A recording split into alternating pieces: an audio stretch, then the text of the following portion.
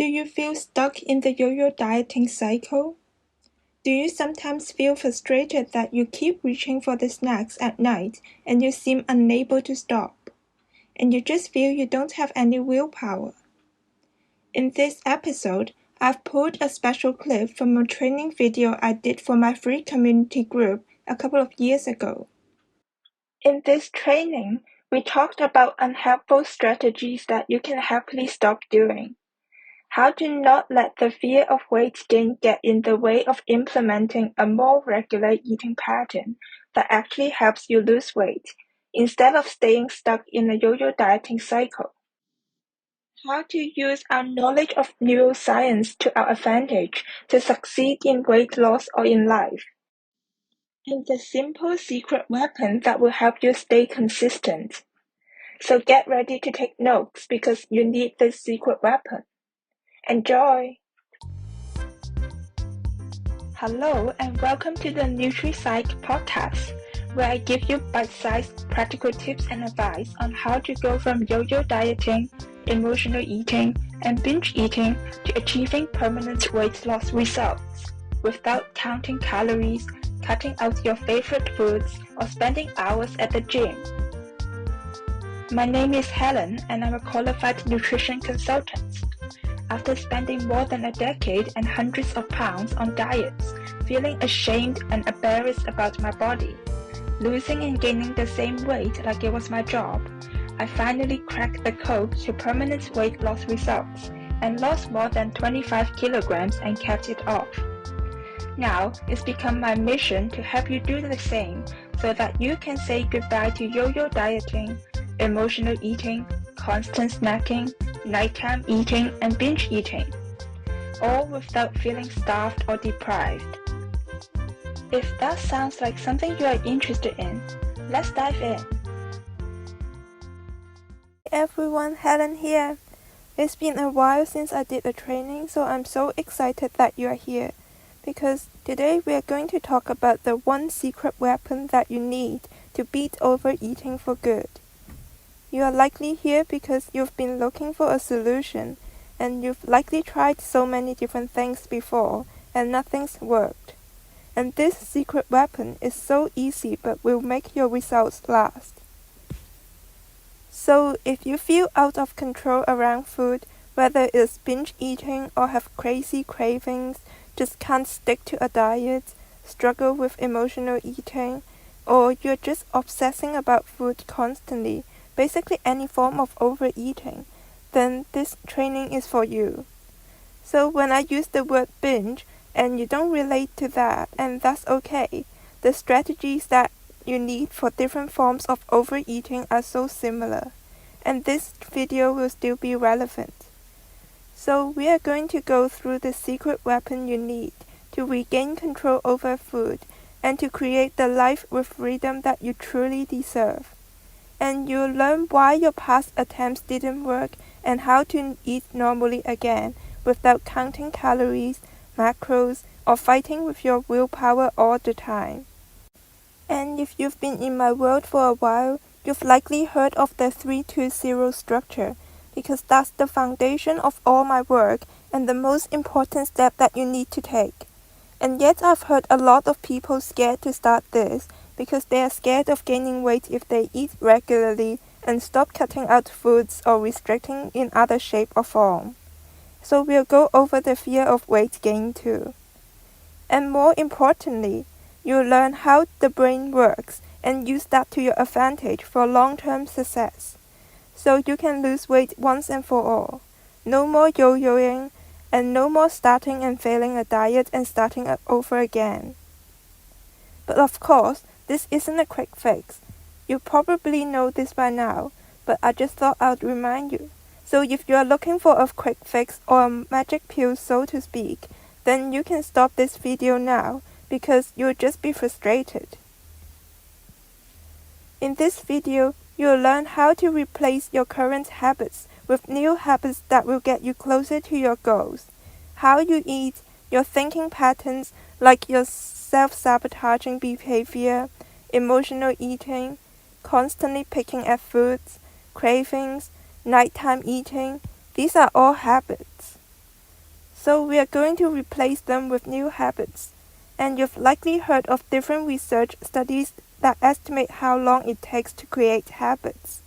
I don't know how long, but certainly not within a matter of days. Some people say 21 days, some say 12 weeks, some say even longer.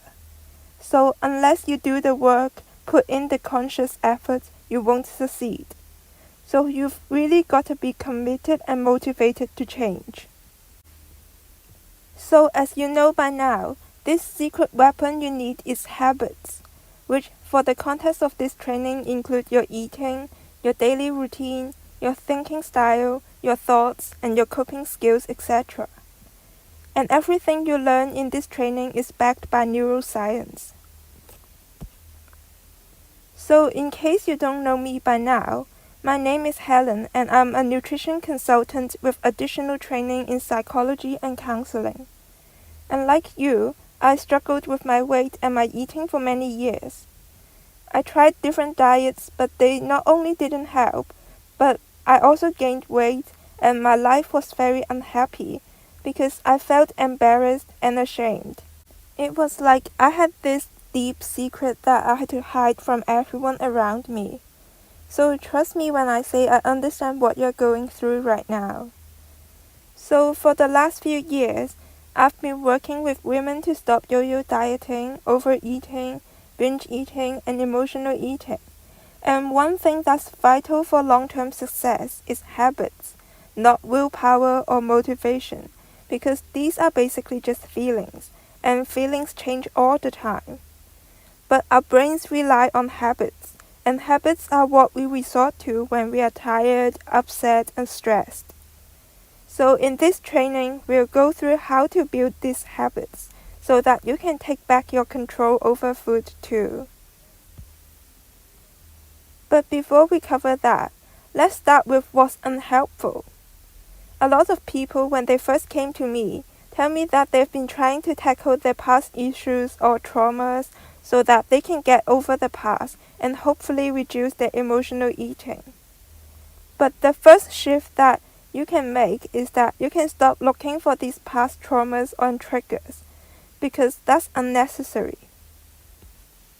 How many times have you heard people tell you that you need to look back at your past for the underlying emotional issues or specific traumatic events that caused you to overeat or gain weight in the first place? I mean, what's the point of knowing the traumatic outcome of your divorce of your parents, or pinpointing when or why a depressive episode started? Or frankly speaking, for a lot of people, there isn't a specific event.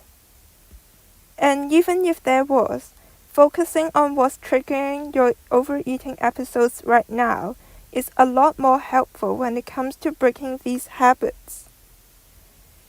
In fact, for a lot of people, digging back past memories can be difficult, because 1, it can be difficult to pinpoint what the exact triggers are, and 2, we can't change the past, and 3, past memories can be painful and can actually set you back in your journey. Or lastly, I've had a number of clients who have had therapy or hypnotherapy or counseling in the past, but still can't stop binge eating, overeating, or emotional eating, because these habits have become so second nature that coming to terms with the past doesn't change anything. Instead, focus on finding your usual trigger for your overeating, picking at food, nighttime eating, binge eating, self-sabotaging thoughts and behavior, and developing coping skills and have an action plan for these instead. So the bottom line is, the past is the past. No matter what happened, it can't be changed. So focus on your current habits and behavior, and work on changing these habits instead. But I'll talk to you about how to do that later. In almost all cases of binge eating, nighttime eating, or even other cases of overeating, some type of food restriction is involved, either actively being on a diet or simply having a mentality of having good or bad foods, judging yourself for what you eat, feeling guilty, etc. And we've talked about the stress response many times, but when you begin restricting your food, whether physically or just in your mind, your brain gets this instinct to keep you alive. So it changes your physiology, like messing up with your hormones, your blood sugar, your body functions, so that you start getting crazy hunger cues and cravings, have low energy, and you get intense compulsive urges to eat a massive ton.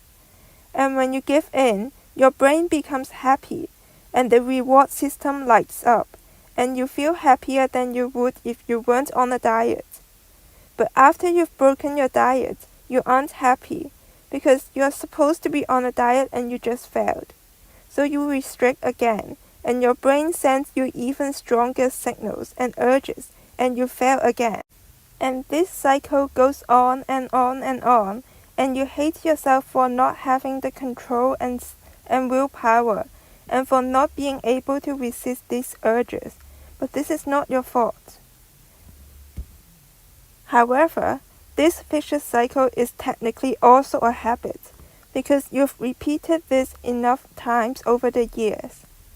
I guess you already knew not being able to eat in the way that you want consistently is what led you to your current situation. But the reason you've struggled for so long is because of the brain programming. In neuroscience, the programming and the wiring between our nerve cells change when a behavior is repeated enough times that it's wired into the brain, and you can do it without thinking, just like day-to-day tasks like driving, walking, or eating, or even breathing. Because your brain recognizes that because a behavior is repeated so many times, it must be important. And because we don't want to be constantly thinking about our breathing, walking, driving, and behavior like that, this behavior happens subconsciously on autopilot, so your brain has the bandwidth for more important tasks. And you can see where this is going because you set up a cycle of restricting and then overeating. But on the inside, the brain will send you that urge, and then you go round and round and round. And you've repeated this so many times, hardwiring this behavior into your subconscious brain. But of course you didn't know you were hardwiring the brain, and now you have a hard time breaking the cycle. So the bad news was, you've repeated this so many times it's wired into your brain. But the good news is, there's actually nothing wrong with you. Your brain is wired in repeated behavior just as it was perfectly designed to. So what this means is, if you want to change the behavior and there's actually nothing wrong with your brain, and you want to change this cycle and stop this, then you can install a brand new program into your brain, just like when you started this cycle of restricting and overeating. You can install and override the old programming, and you're going to do that the exact same way you installed the old one, by repeating the new habits over and over again. Repeat it enough and the new behavior will override the old one. It will replace the old habit. Repetition and practice, day in and day out. Of course, at first, this will be difficult, just like when you are learning to drive on the right-hand side of the road when you've always driven on the left, or learning to speak a second language. At first, it can be really difficult and frustrating, and you have to focus hard and be really intentional, and you might even overthink everything, and your body might have some resistance about it, and doesn't want to act the way you are telling it to in your head.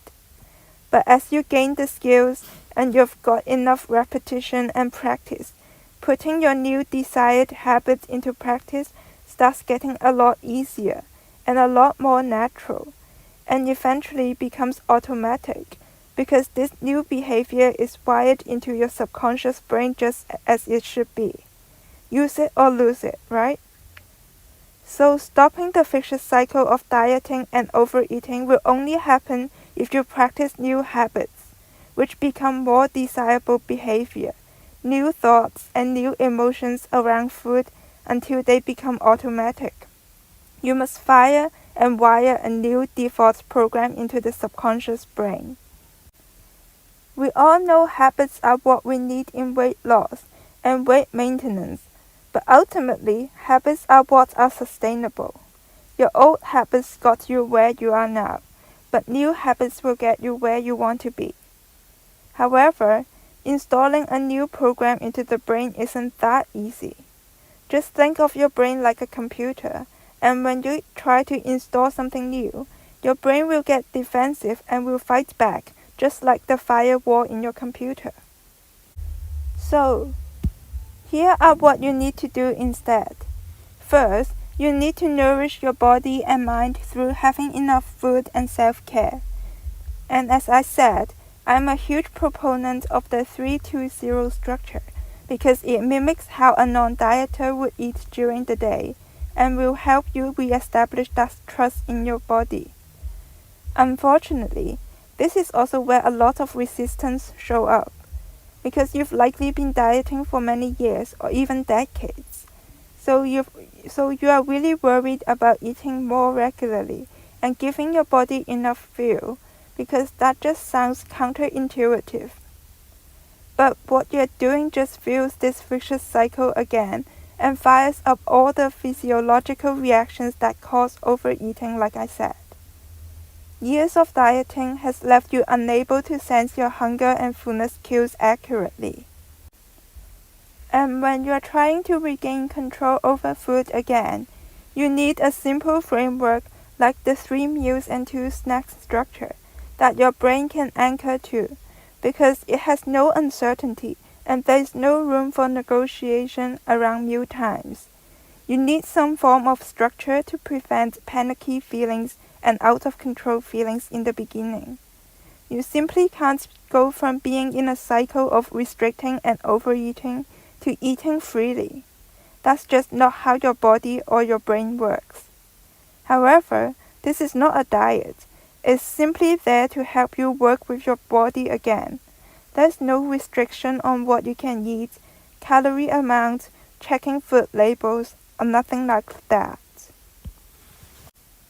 It's a process of learning how to eat normally again. Just like when you were a child, you likely had set meal times, had a structured environment, and this is just doing this again, so you can learn to eat normally again. So for example, if late afternoon is always when you start nibbling, turn that into a snack.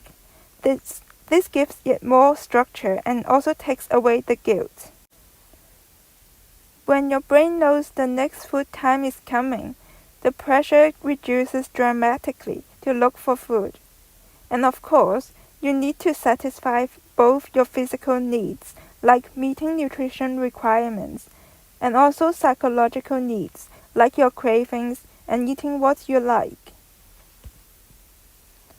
Now obviously, that's going to take practice and skills, but this is something you need to do day in and day out to rewire your brain. Practice sticking to the structure and also practice waiting till the next meal time. You really need to be patient with yourself until your brain and body can trust you again and stop giving you intense urges and hunger cravings. In the process of rewiring your brain, when your brain defends its old programming, you'll get lots of urges and thoughts about resorting back to old habits and behavior.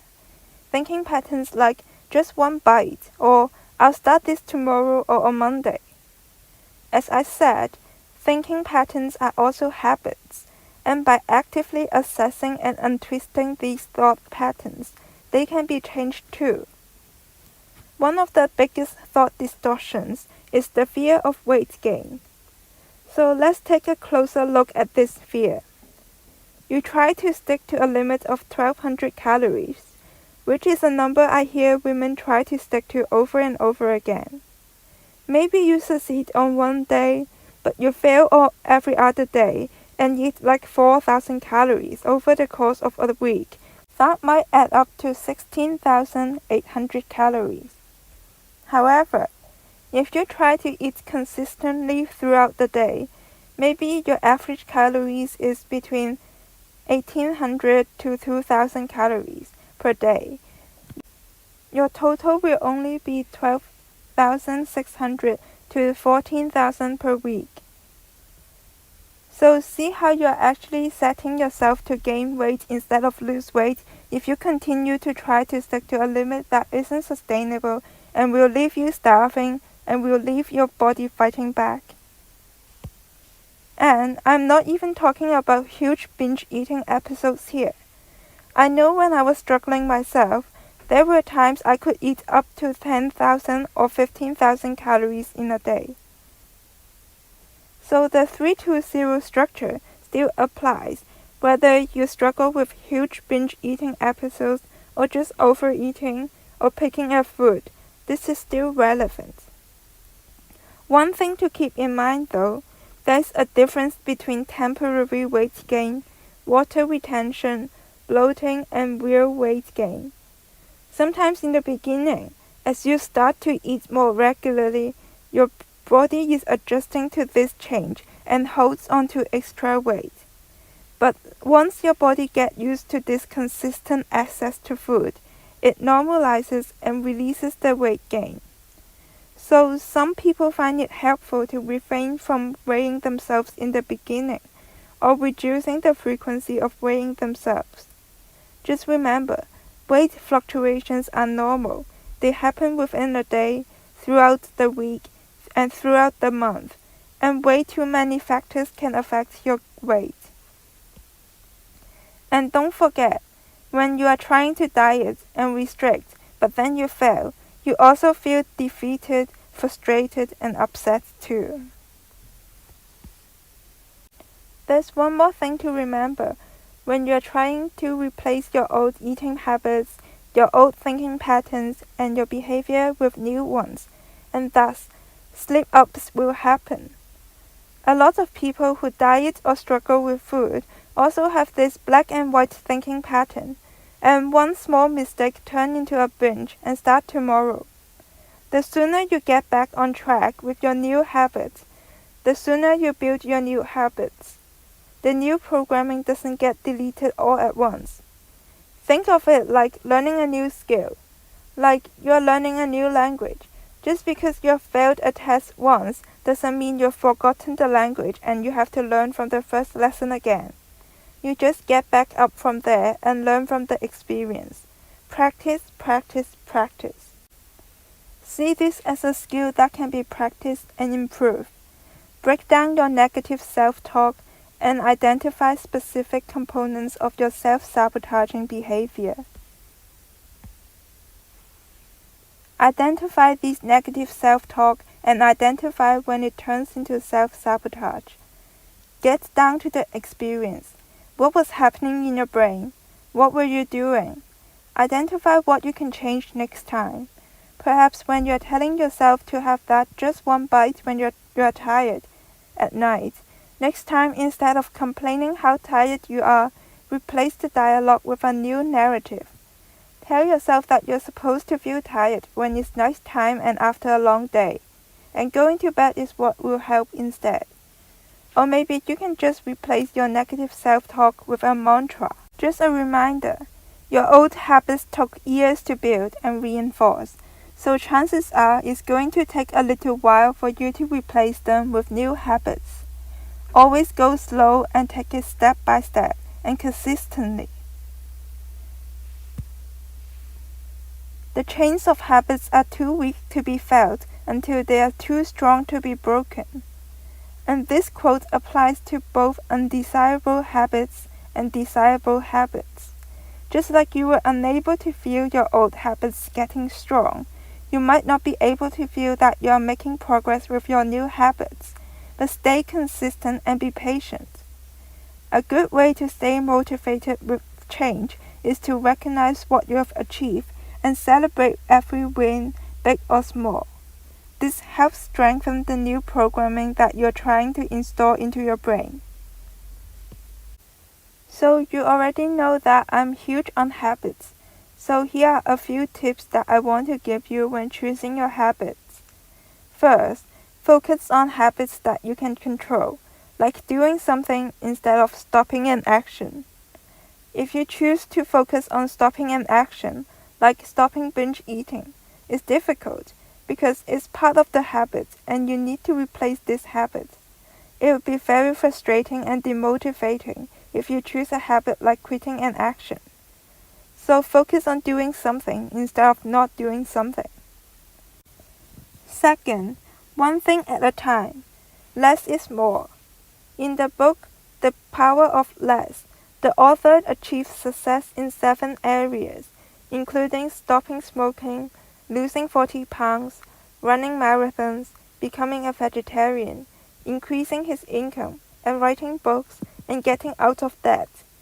And he did all of these through changing his habits.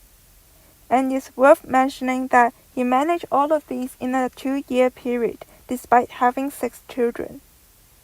In one of the chapters, he explicitly talked about the importance of simple habits. 1 habit at a time, 1 month at a time, so that you'll be able to focus all your energy on creating that 1 habit. The process is actually very simple.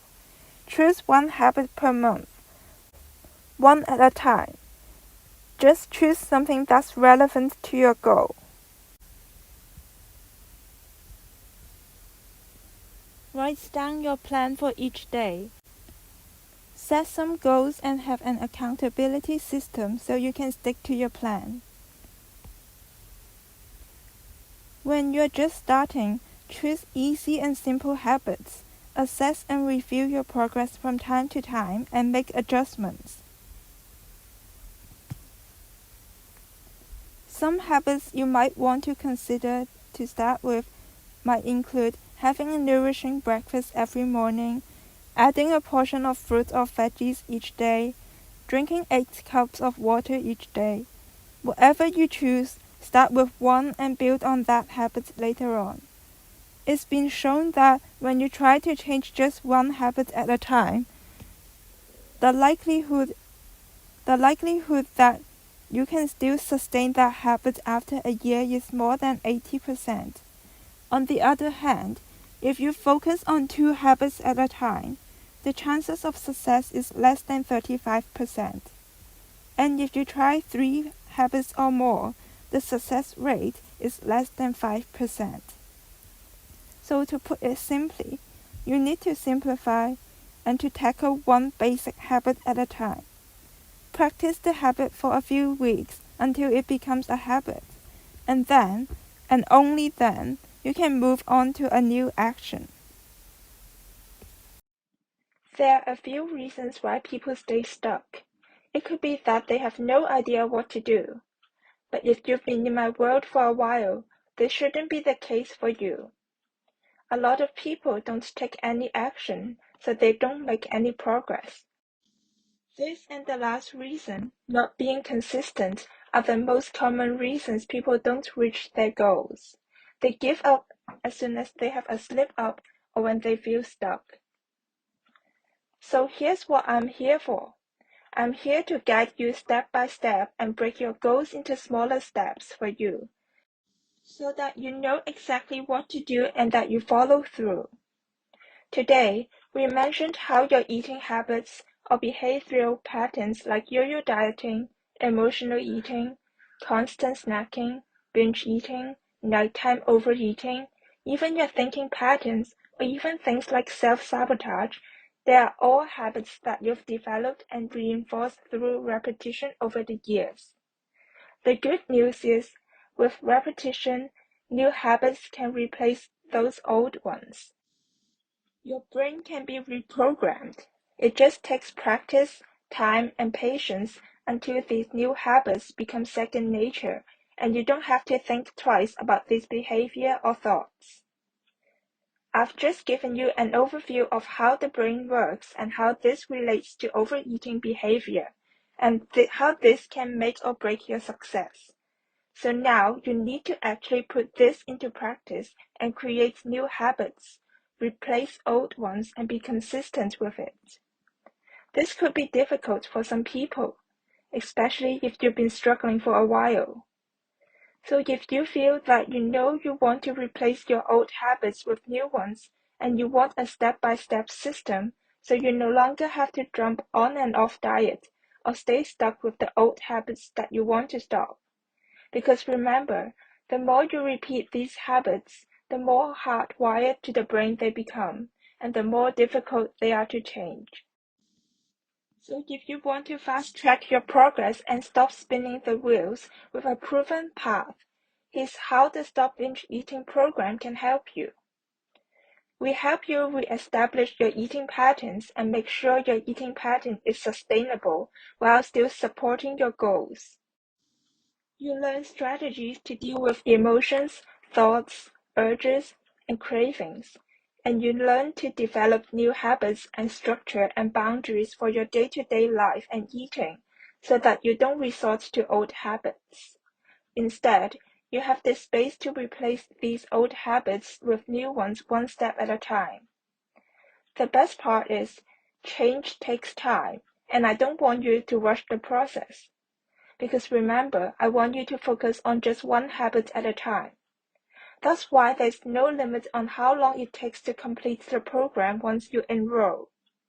So you can refer back to the materials anytime you wish once you sign up. So if you're tired of yo-yo dieting, emotional eating, binge eating, or really any form of overeating, and you're determined and motivated to change your habits, and you just want a clear, proven roadmap to guide you, make sure you check out the Stop Binge Eating program at helenwong.co.uk/SBEP. The longer you reinforce your old habits, the more hardwired your old habits become, and the more difficult it is to break these habits. So if you've been struggling for a while and find it hard to stay consistent, make sure you check out the Stop Binge Eating program now. Head to helenwong.co.uk/SBEP. Thanks so much for tuning in today. Dive into the show notes for this episode at helenwong.co.uk/nutrition resources. If you've enjoyed this episode of the NutriPsych podcast, I invite you to check out the Stop Binge Eating program, which gives you access to a proven step-by-step roadmap with key strategies and skills that guide you from struggling with yo-yo dieting, emotional eating, and binge eating to achieving permanent weight loss. Check out the Stop Binge Eating program at helenwong.co.uk/SBEP.